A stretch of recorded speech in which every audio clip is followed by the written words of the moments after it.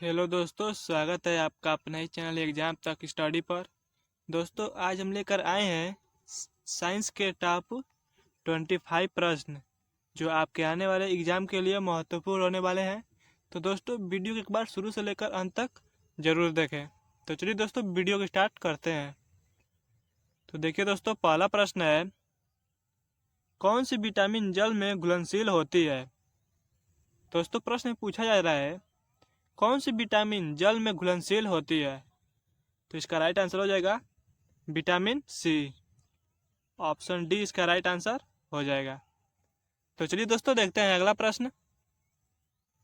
देखिए दोस्तों, अगला प्रश्न है, पादपों में प्रकाश संश्लेषण द्वारा भोजन का निर्माण होता है। दोस्तों, प्रश्न पूछा जा रहा है, पादपों में प्रकाश संश्लेषण द्वारा भोजन का निर्माण होता है। तो इसका राइट आंसर हो जाएगा पत्ती में। ऑप्शन बी इसका राइट आंसर हो जाएगा। तो चलिए दोस्तों, देखते हैं अगला प्रश्न। तो देखिए दोस्तों, अगला प्रश्न है,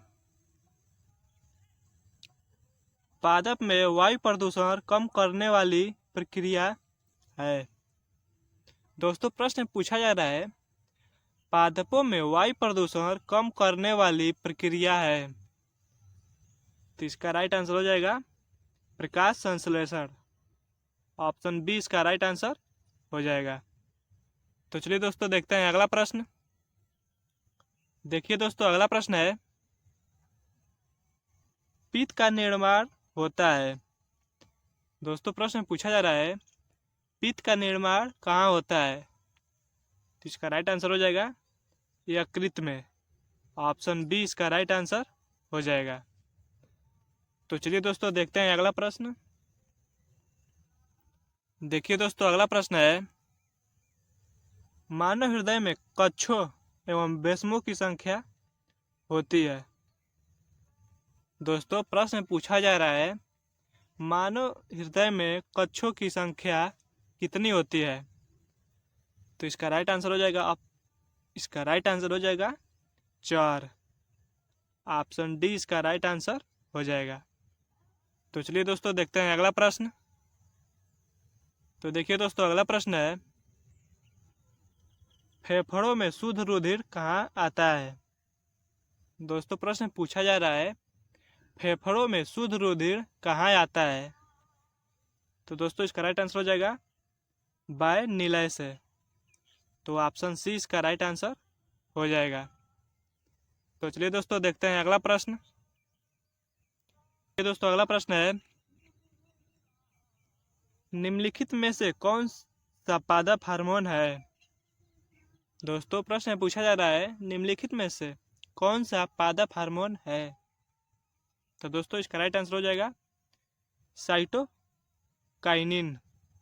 तो ऑप्शन सी इसका राइट आंसर हो जाएगा। तो चलिए दोस्तों, देखते हैं अगला प्रश्न। तो देखिए दोस्तों, अगला प्रश्न है, गुणसूत्र किस पदार्थ से बने होते हैं। दोस्तों, प्रश्न पूछा जा रहा है, गुणसूत्र किस पदार्थ से बने होते हैं। दोस्तों, इसका राइट आंसर हो जाएगा प्रोटीन और डीएनए से मिलकर बने होते हैं। तो इसका राइट आंसर हो जाएगा ऑप्शन डी, ए और सी दोनों। तो चलिए दोस्तों, देखते हैं अगला प्रश्न। तो देखिए दोस्तों, अगला प्रश्न है, समतल दर्पण की फोकस दूरी है। दोस्तों, प्रश्न पूछा जा रहा है, समतल दर्पण की फोकस दूरी कितनी होती है। तो दोस्तों, इसका राइट आंसर हो जाएगा अनंत। तो ऑप्शन बी इसका राइट आंसर हो जाएगा। देखिए दोस्तों, अगला प्रश्न है, किसका दृष्टि क्षेत्र सबसे अधिक होता है। दोस्तों, प्रश्न पूछा जा रहा है, किसका दृष्टि क्षेत्रफल सबसे अधिक होता है।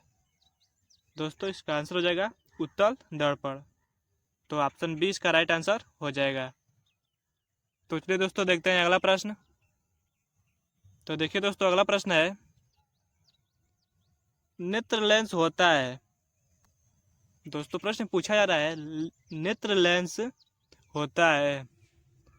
तो इसका राइट आंसर हो जाएगा नेत्र लेंस अभिसारी लेंस होता है। तो ऑप्शन ए इसका राइट आंसर हो जाएगा। तो चलिए दोस्तों देखते हैं अगला प्रश्न। तो देखिए दोस्तों अगला प्रश्न है, ओम का नियम सत्य है। तो दोस्तों प्रश्न पूछा जा रहा है, निम्नलिखित में से ओम का नियम किसके लिए सत्य है। तो दोस्तों इसका राइट आंसर हो जाएगा केवल धात्विक चालकों के लिए। तो ऑप्शन ए इसका राइट आंसर हो जाएगा। तो चलिए दोस्तों देखते हैं अगला प्रश्न। देखिए दोस्तों अगला प्रश्न है, मानव नेत्र द्वारा वस्तु का प्रतिबिंब बनता है। दोस्तों प्रश्न पूछा जा रहा है, मानव नेत्र द्वारा वस्तु का प्रतिबिंब कहाँ बनता है। तो दोस्तों इसका राइट आंसर हो जाएगा दृष्टि पटल या रेटिना पर। तो ऑप्शन सी इसका राइट आंसर हो जाएगा। तो चलिए दोस्तों देखते हैं अगला प्रश्न। तो देखिए दोस्तों अगला प्रश्न है, स्वस्थ मनुष्य के नेत्र का दूरबिंदु स्थित होता है। दोस्तों प्रश्न पूछा जा रहा है, स्वस्थ मनुष्य के नेत्र का दूरबिंदु स्थित होता है। तो दोस्तों इसका राइट आंसर हो जाएगा अनंत पर। तो ऑप्शन सी इसका राइट आंसर हो जाएगा। तो चलिए दोस्तों देखते हैं अगला प्रश्न।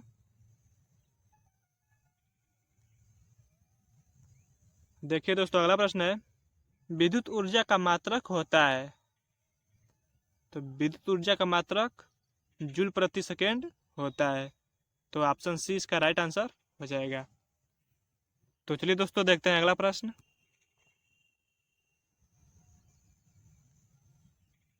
देखिए दोस्तों अगला प्रश्न है, अम्लीय विलयन का पीएच मान कितना होता है।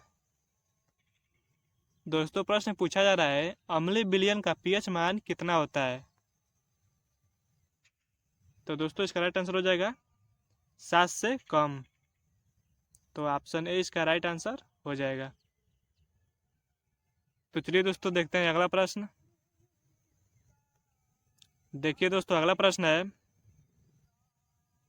शुद्ध जल का पीएच मान कितना होता है। दोस्तों प्रश्न पूछा जा रहा है, शुद्ध जल का पीएच मान कितना होता है। तो दोस्तों इसका राइट आंसर हो जाएगा 7।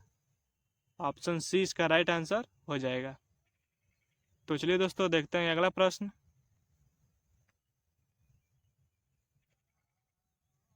देखिए दोस्तों अगला प्रश्न है, निम्नलिखित में से कौन सी धातु जल के साथ सामान्य ताप पर क्रिया करती है। तो दोस्तों प्रश्न पूछा जा रहा है, निम्नलिखित में से कौन सी धातु जल के साथ सामान्य ताप पर क्रिया करती है। दोस्तों तो इसका राइट आंसर हो जाएगा सोडियम। ऑप्शन बी इसका राइट आंसर हो जाएगा। तो चलिए दोस्तों देखते हैं अगला प्रश्न। तो देखिए दोस्तों अगला प्रश्न है, निम्नलिखित में से कौन सी धातु अम्ल से हाइड्रोजन विस्थापित नहीं करती है। दोस्तों प्रश्न पूछा जा रहा है, निम्नलिखित में से कौन सी धातु अम्ल से हाइड्रोजन विस्थापित नहीं करती है। तो इसका राइट आंसर हो जाएगा कॉपर। ऑप्शन सी इसका राइट आंसर हो जाएगा। तो चलिए दोस्तों देखते हैं अगला प्रश्न। तो देखिए दोस्तों अगला प्रश्न है, स्वपोषी पोषण के लिए आवश्यक होता है। दोस्तों प्रश्न पूछा जा रहा है, स्वपोषी पोषण के लिए आवश्यक होता है। तो दोस्तों इसका राइट आंसर हो जाएगा उपरोक्त सभी। ऑप्शन डी राइट आंसर हो जाएगा। तो चलिए दोस्तों देखते हैं अगला प्रश्न। तो देखिए दोस्तों अगला प्रश्न है, मैग्नीशियम धातु का वायु में जलना एक उदाहरण है। दोस्तों प्रश्न पूछा जा रहा है, मैग्नीशियम धातु का वायु में जलना एक उदाहरण है। तो इसका राइट आंसर हो जाएगा रासायनिक परिवर्तन का। अगला प्रश्न है,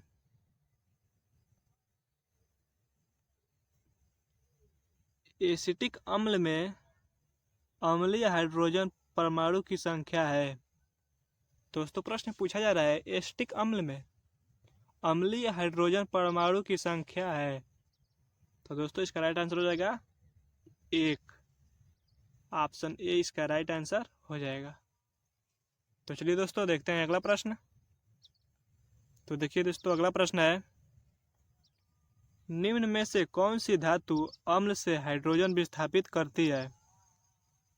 तो दोस्तों प्रश्न पूछा जा रहा है, निम्न में से कौन सी धातु अम्ल से हाइड्रोजन विस्थापित करती है। तो इसका राइट आंसर हो जाएगा मैग्नीशियम। तो ऑप्शन ए इसका राइट आंसर हो जाएगा। तो चलिए दोस्तों देखते हैं अगला प्रश्न। देखिए दोस्तों अगला प्रश्न है, पीतल क्या है। दोस्तों प्रश्न पूछा जा रहा है पीतल क्या है। तो इसका राइट आंसर हो जाएगा पीतल मिश्र धातु है। तो ऑप्शन बी इसका राइट आंसर हो जाएगा। दोस्तों अगर वीडियो अच्छी लगी हो तो वीडियो को लाइक और हमारे चैनल पर पहली बार आए हैं तो चैनल को सब्सक्राइब जरूर करें। तो दोस्तों मिलते हैं अगले वीडियो में।